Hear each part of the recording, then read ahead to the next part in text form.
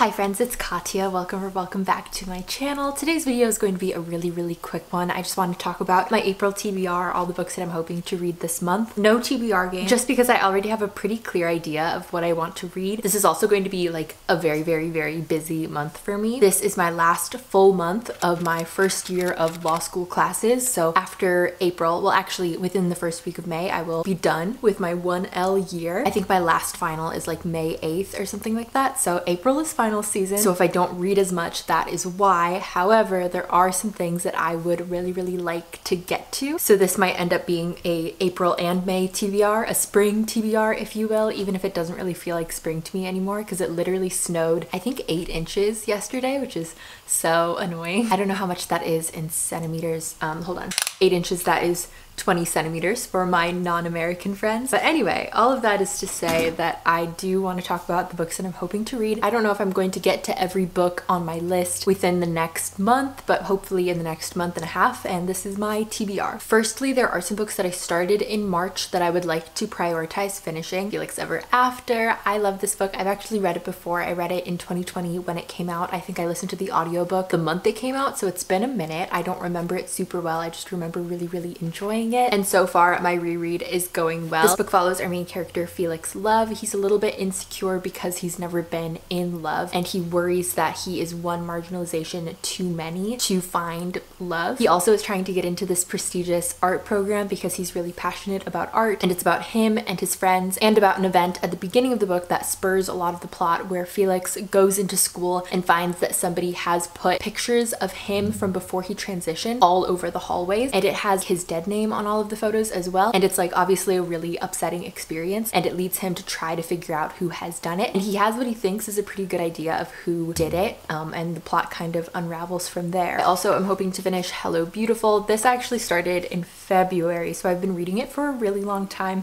but I am liking it. I am enjoying it. I feel like sometimes with a book that is kind of like slow moving, a family story, I just want to take my time with it, and so I'm glad I'm doing that with this because I feel like I'm really going to be able to savor it. This is like a very loose Little Women retelling. We follow Julia, Sylvie, Cecilia, and Emmeline. They're the 4 March sisters in this case, but they're the Padovano sisters, and they're consistently like comparing themselves to the March sisters and to Little Women throughout the book. Emmeline and Cecilia are our Amy and Beth characters, and then Julia and Sylvie I thought were like Jo and Meg respectively, but in the book they both describe themselves as like 2 parts of Jo. And then William Waters, who is our Laurie character. The book starts in the late 70s. We start off following William, and then we follow them into the 80s, and I'm in the 80s section right now, and I'm sure that it will continue to move throughout the years. But I really like this so far. I like the writing especially. I like the characters. I particularly love Sylvie and the way that she views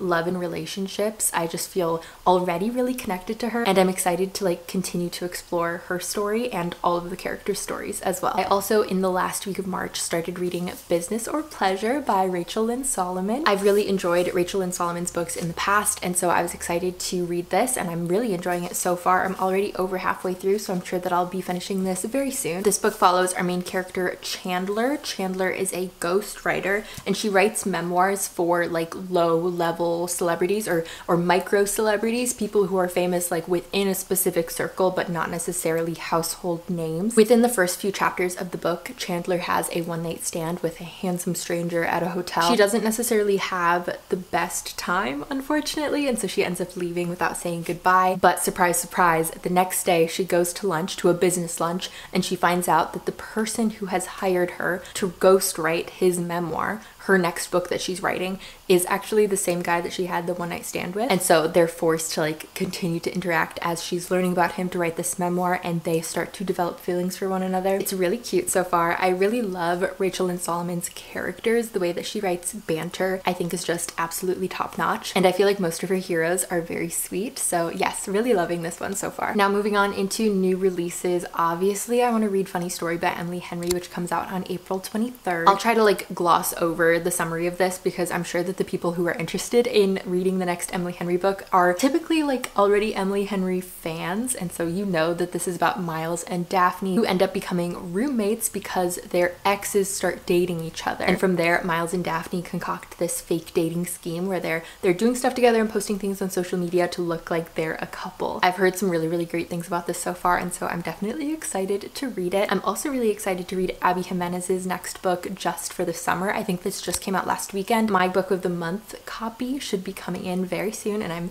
very pumped to be able to read it. This book is about two people who have both noticed a pattern in their dating lives where whenever they date someone, once they break up, that other person ends up meeting their soulmate immediately after. Now they find out that they both have this problem because of a Reddit thread that they're posting in, so they decide in order to break their curses, they're going to date each other, and then they think when they break up, they'll meet their soulmates after because their curses will cancel each other out. I've really loved Abby Jimenez's writing in the past. I've only read Part of Your World and Yours Truly, and I'm excited to see how this stacks up against those. I'm also hopefully going to be reading this with my friend Chloe for book club because we both ordered it from Book of the Month. We also both ordered Fragile Threads of Power by V.E. Schwab, which is a continuation of the Darker Shades of Magic trilogy, which I'm very excited to read. I don't really know how much I remember from that first trilogy because it's been a few years since I read it, but it's about characters who jump between different dimensions with varying levels of magic. My favorite thing about that series was the characters, so it'll be interesting to see if there are characters who return in this continuation and if I like the characters that are newly being introduced, but it's definitely another one that I'm excited to get to. The last book that I'm reading for book club is A Fire Endless, which is the sequel to A River Enchanted. A River Enchanted is sort of a folklore inspired fantasy. It's by Rebecca Ross, who's the same author of Divine Rivals. And if you like Divine Rivals, which I know has been so popular over the last year, I definitely recommend checking out A River Enchanted. I love the audiobook especially. The author has this really thick Scottish accent, which is really fun to listen to. And the writing generally is just really lyrical and beautiful and lush. The first book follows a community where young girls are disappearing and the characters have to kind of try to figure out what's going on. There's magic, there's scenes where people are playing music to awaken spirits and ask them questions. It's really moody and immersive and atmospheric.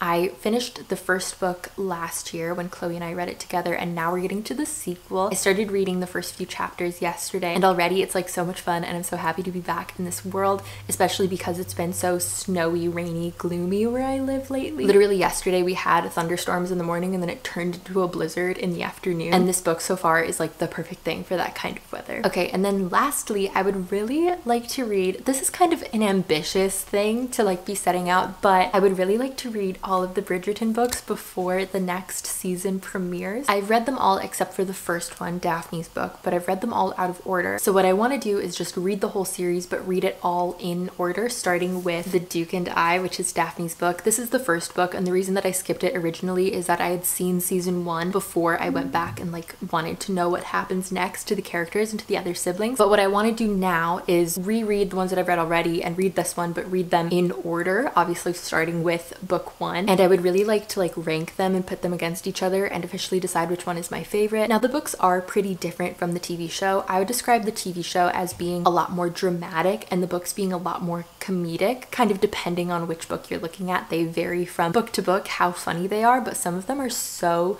ridiculous and just like fun popcorn reads. I also have really liked listening to the audiobooks narrated by Rosalind Landor. I love her as an audiobook narrator, so when there is a historical romance that she's narrated, I'm more likely to want to pick it up. But yeah, I don't know if I'll be able to finish all 8 before the season premieres, but that is my goal, so stay tuned for perhaps a Bridgerton reading vlog somewhere in your subscription box in the future. Alright, thank you so much for watching this quick little TBR video, and thank you for spending time with me. I really appreciate you. I hope you're having the most wonderful day. Don't forget to like and subscribe if you haven't already, and to click the bell to be notified of the next time I post, and I'll see you in my next video.